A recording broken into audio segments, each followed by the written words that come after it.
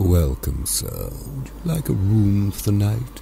Will Miss be accompanying you? Just sign the register and I'll have one of our boys take your baggage up to your rooms. Thank you, sir. Here are your keys. You'll be in the Carstairs bridal suite tonight, sir. I'm sure it will be to your tastes.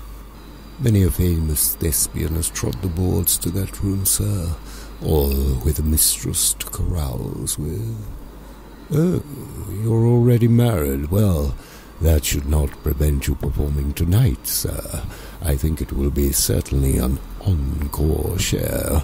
Bravo, bravo. Shall I alert the front desk should Mrs. I'm not sure I caught your name, sir, and it seems to be rather, well, smudged in the ledger, if you don't mind me criticizing your penmanship. Discretion is always to be counted on here, sir. Again and again and again.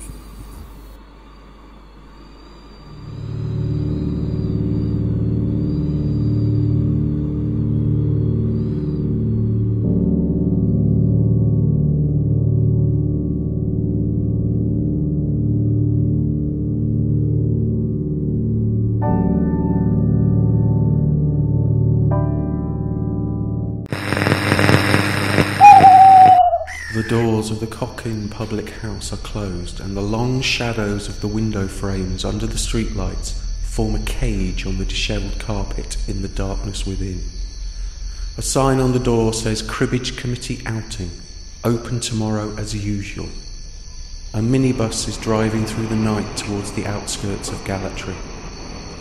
The bus is being driven by the pub's landlord, known as the Captain, who is happily singing away as he drives. Cribbage loopy nuts are we, me and him and them and me. We'll show what we can do with a dead big fat chick or two. Hey, come on, gentlemen, what's up with you?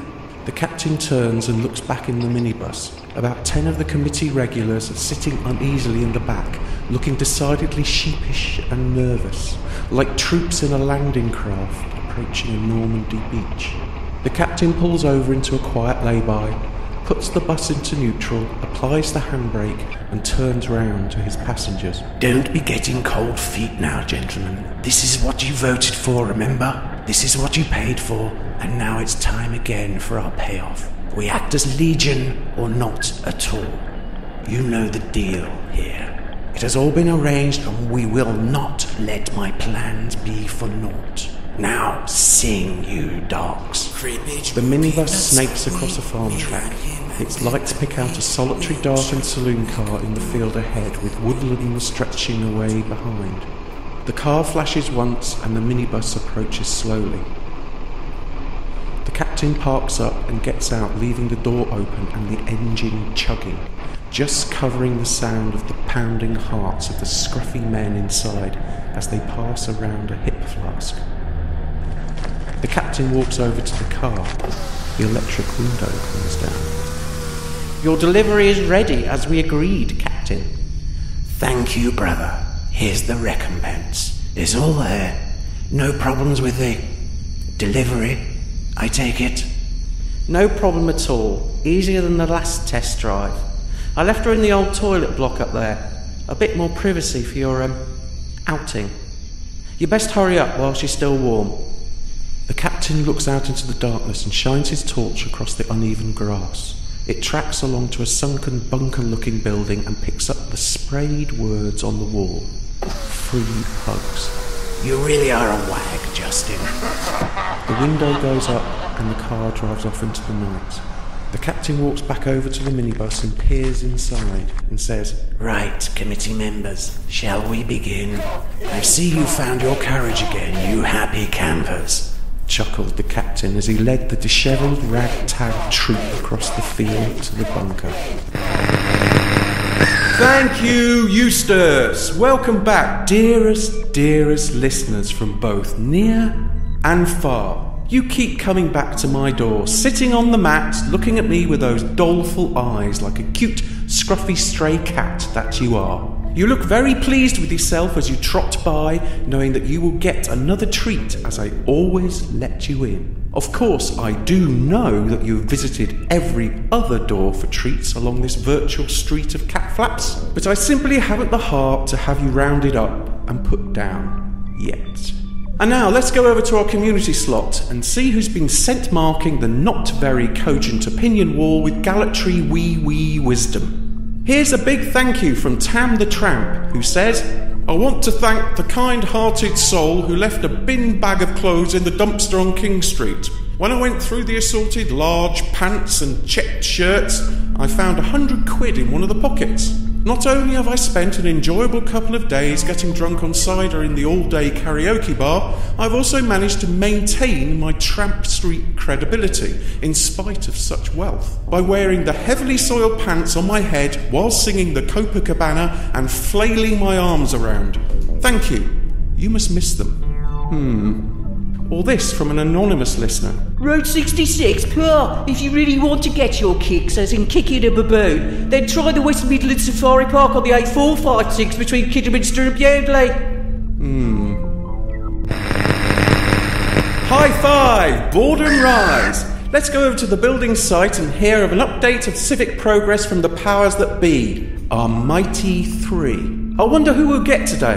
I hope it's Prentice. Wait, what's this? It could be the mayor. The mayor is back! An expectant hush ripples across the crowd as we await the update from the rostrum in the middle of the building site. There is a rush of air like a distant djinn, and the mayor simply decloaks and is now visible hovering above the stage. Her serene yet stern face looks out over the townsfolk, and anyone who catches her direct gaze looks down as the purple light radiates outwards from her nuclear core. Dearest Gallatry, I wanted to say a few words about something that I've been working on for a while. As you may know, I have been in southern Germany for a few weeks, but skiing was only part of my visit. I've been in negotiation with the mayor of the German town, just like ours, and I have some exciting news. Gallatry, our Babel dream, our gingerbread cottage, is to be twinned with a similar town in southern Germany. Admittedly, my initial efforts were to try and get the scenic tourist mountain town of Schönwald signed up, but due to complications after the sudden death of their mayor in a skiing accident during the tense negotiations, I began to look elsewhere. But we have found a more fitting suitor. We shall be twinned with the Black Forest neighbouring town of Baader-Meinhof, which shares a similar, independent, hard-working, multicultural and maverick spirit, as well as an unusually high suicide rate. Although Baader-Meinhof is only a couple of clicks from Schönwald, it doesn't suffer from the same endless sunshine and gaggles of tourists like its tacky neighbour. Baader-Meinhof sits snuggled under wooded mountains under a permanent, reassuring cloud and boasts the National Cuckoo Clock Museum, which tends to keep the coach parties to a minimum. The town also boasts engineering skills, especially associated with chronology and immortality, and I have built a strong relationship with their mayor, Ms. Beata X, as we have many shared interests. As a gesture of friendship, I would like to announce the first step of our closer union, our unity. Our new Teutonic friends have offered to invest in a long-closed station hotel. I want to announce the formal opening of this cool venture tomorrow. Our new civic project will be called the Hotel Lazarus. Go check out at the Lazarus Hotel. Thank you. The mayor hovers away serenely, leaving the crowd excitedly whispering to one another with such questions as, who would be stupid enough to reopen the station hotel? No one ever comes here anyway, and shh, someone may hear you. Chief Anderson and Sergeant Shass are standing in a field in the morning mist near the woods on the edge of Jericho Farm, investigating a complaint about lights in the night seen from the farm buildings on the ridge in the distance. Chief Anderson looks tired and cold as he shuffles from foot to foot, blowing into his hands. Old Farmer Barmy probably been on the cider again last night. Lights in the night up here? Pah! What a cock and bull story. What do you think, Chassis? It's got no S, sir. Fair enough. What a cock and bull Tory. I don't see what the election has got to do with old Barmy's delusions in the night. Chief! Sergeant Shass! Come over here! I found something in the bunker! It's another one, sir! Have a look, Chassis. Where's your torch? Looks like another girl, sir. Same MO as before. The magic tree, the travel suites, the furry dice, and look, the driver's license stuck to the forehead. What's this one called then, Chassis? Fake order, sir. I can see that, Chassis, from the furry dice around her neck. Not the cause of death. What's her name? Miss Fake order, sir. Right, let's get her bagged up for the weirdos down at the morgue. I think that Dr. Rihanna's on today. Well, it's no good. We're going to have to tell Prentice now. This is the third one. Make sure you write all this up properly this time, Chassis. We can't simply dump the body bag near the falafel van like before. We have to do this by the book. Those morgue guys give me the willies.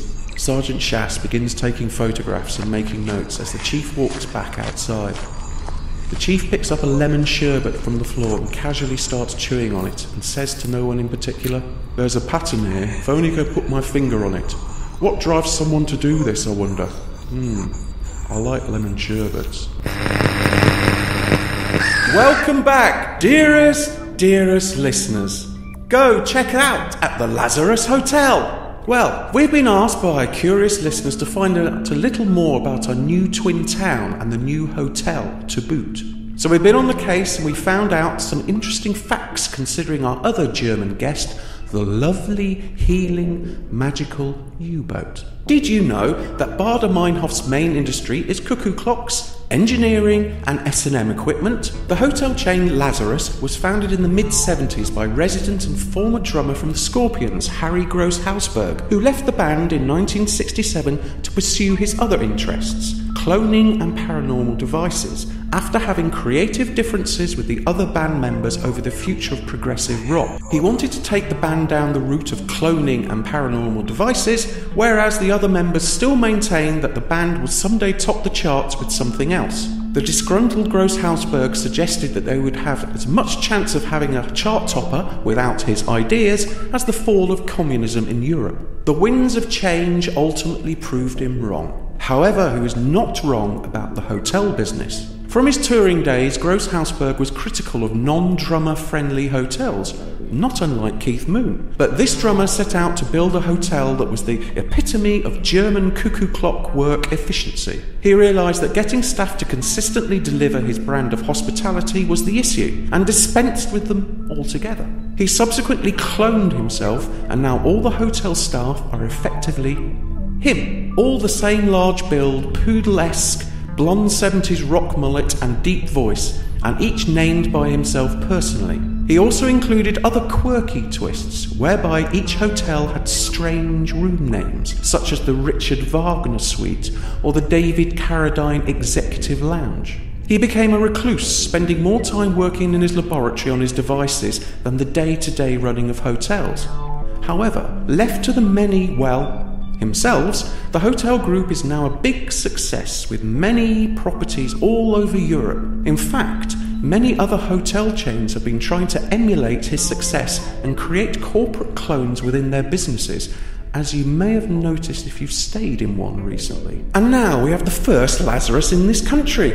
Here in Galatry, the hotel philosophy is togetherness. Their slogan is Einheit auch nach dem Tod, which in English loosely means unity and have a nice stay. Well, according to the marketing material provided by the Mayor's office, anyway. So let's welcome our new guests from the Black Forest. We're siblings now, twins. We will bring you updates over the course of the official opening tomorrow. The door creaks open and a cock in.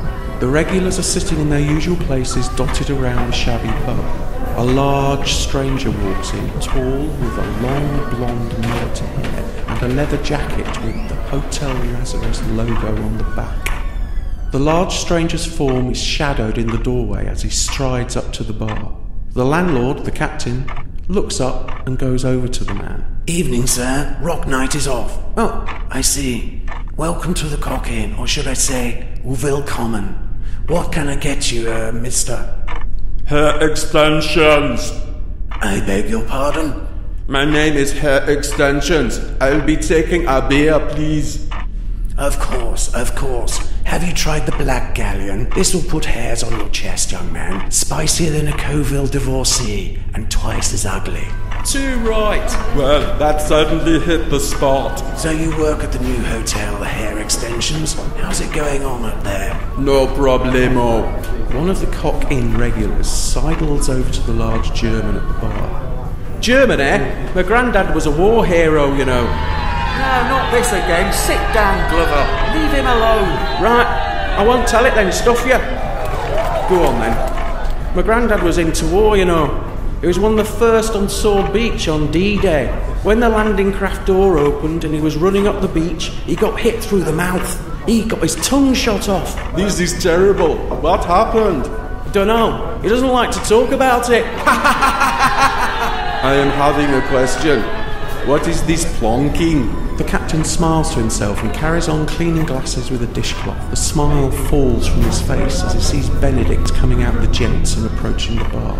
The captain signals to him to come and sit at the table near the kitchen, where it's a little quieter. There you are, Benedict. I would like a little chat with you.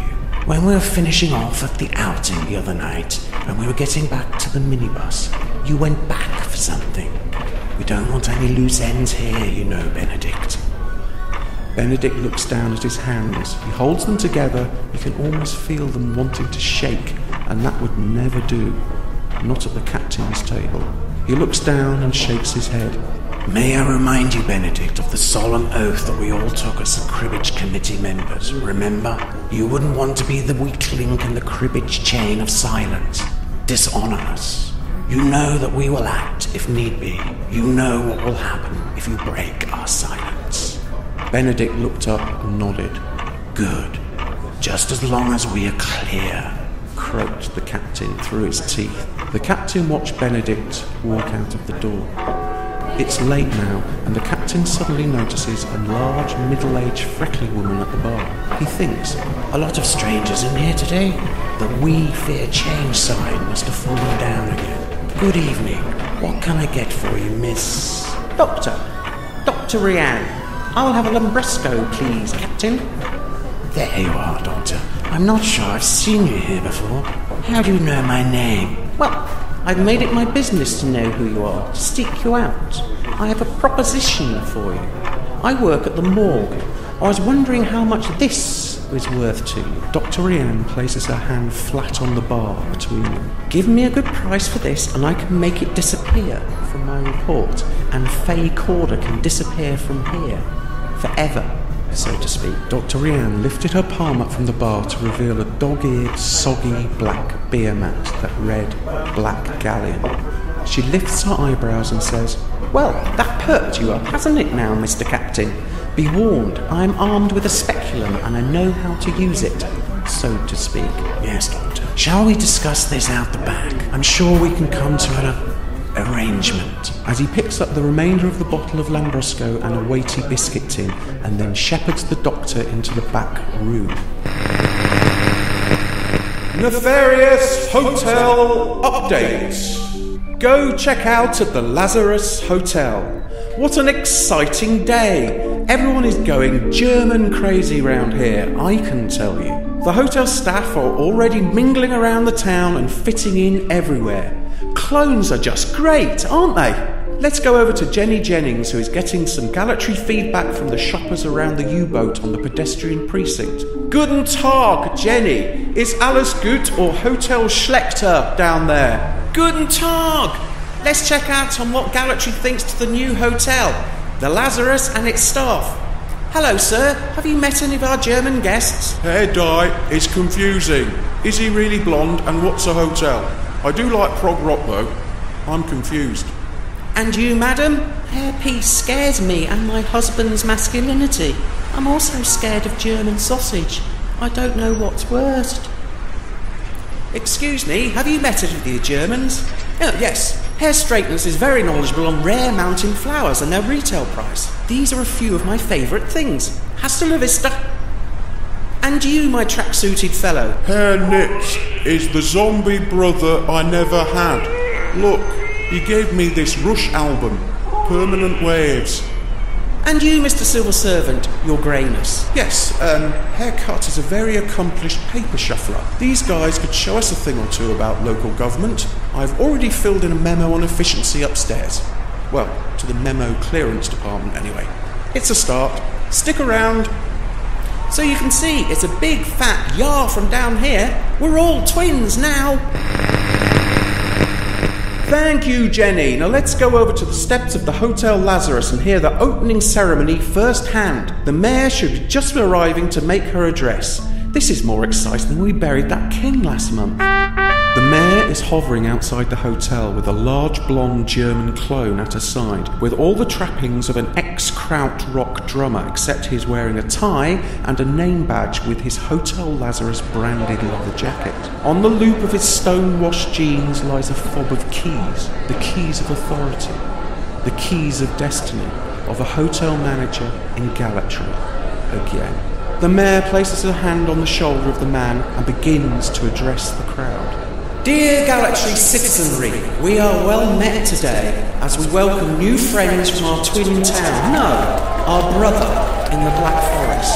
I want you to meet a good friend of mine, Herr Shirt, who has been giving me a guided tour of the hotel and its facilities. He has been very accommodating, which is a good sign for a hotelier. Herr Shirt has shown me everything. The function rooms, the interactive technology, the in-room entertainment, and even the kitchens. What did you say earlier, Herr Shirt, when we were showing me the butchery equipment in the kitchen? Get to the chopper. Yes, that was it. I love your Teutonic clone sense of humour. It makes me feel, well, masterful. The mayor looked across at Herr Shirt and touched him on the arm. The mayor glowed a powerful purple colour for an instant before she raised her arms and announced, I declare this business open for business.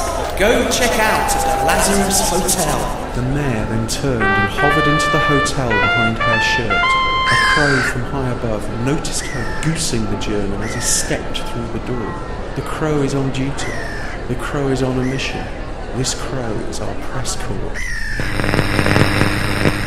Welcome back, dearest listeners. I'm in the relative safety of the vinyl vault with Donna P, who has cajoled me into coming down here to wait for Eustace, who's been doing some sleuthing on her behalf. So why are the mystery piddler? Why have you got Eustace doing? I hope you're not getting him into trouble. You'll give him bad dreams. Remember what happened last time? Shut up and listen, amigo. I've heard some strange stuff on the nerdnet from my German contacts, so I sent Eustace out on a surveillance mission to that hotel. Just listen to what he's got to say, will you? There's something not quite right about that place, amigo. Good, well, here he comes. Thank you, Eustace. What did you see then that a plonking enforcement camera couldn't? So you went and had a look through the window of the Robert Wagner suite? You saw the mayor and Herr Shirt in the room? Were they playing the Eagles? No, that's the Hotel California, interrupted Donna P.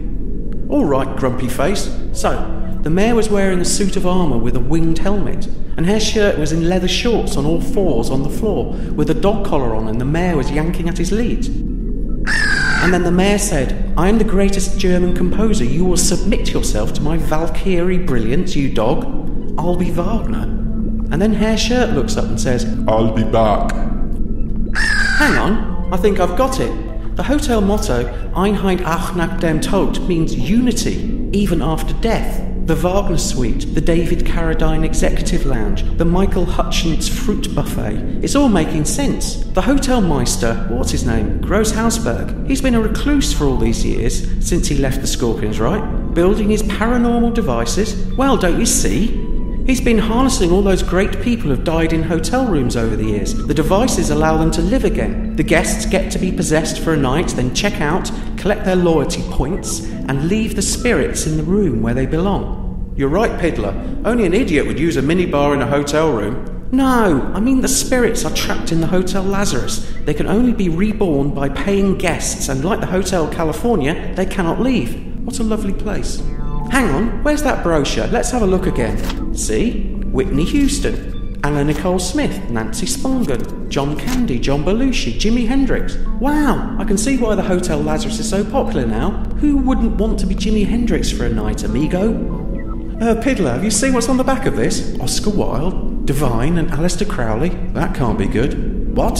This could be very bad. Just imagine if the device malfunctioned. The streams were crossed somehow. Just imagine a mixture of Oscar Wilde, Divine and Aleister Crowley.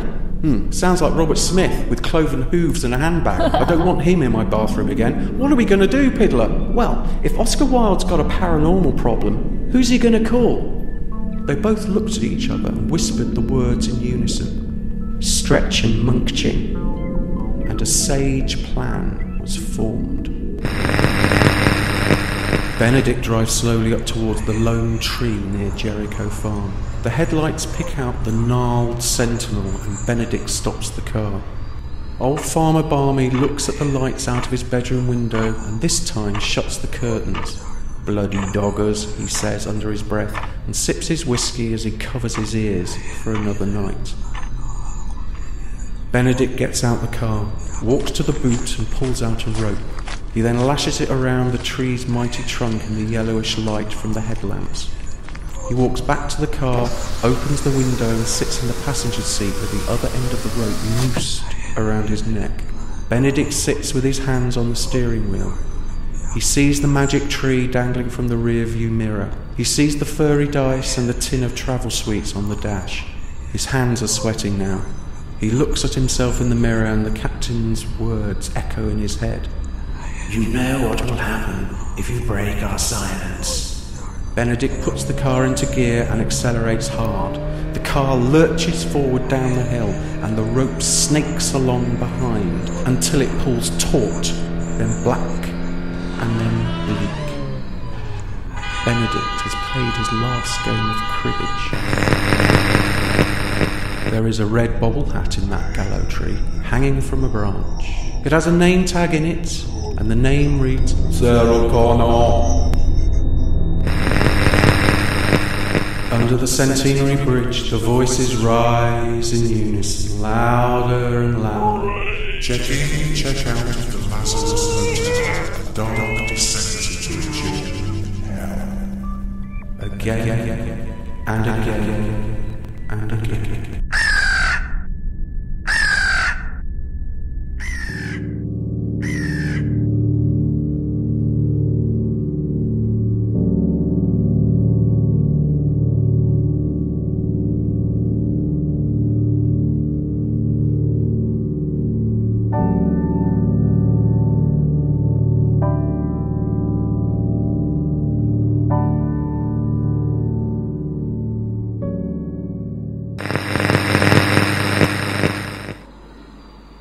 You have been listening to Gallatry, a community-funded local radio station. I'm Adam Aardvark. Max couldn't be around at the end of the show. He often needs to lie down in a darkened room and sort of, convalesce.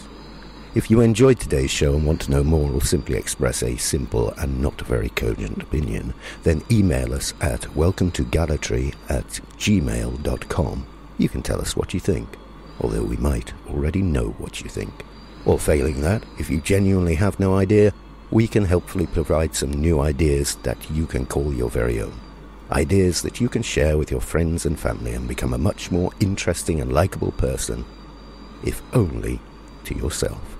This has been a Gallatry Entertainment broadcast recorded in a haunted pub in Gallatry. No, honestly, voices appeared on the recordings that we later had to edit out. I think we got them all, but who's to know for sure? Anyway, Gallatry is performed by Max Black, written and recorded by Max Black and Adam Aardvark, is copyright Gallatry Productions 2015. Thanks for listening. But remember, on your next journey home, Gallatry may be just around the corner.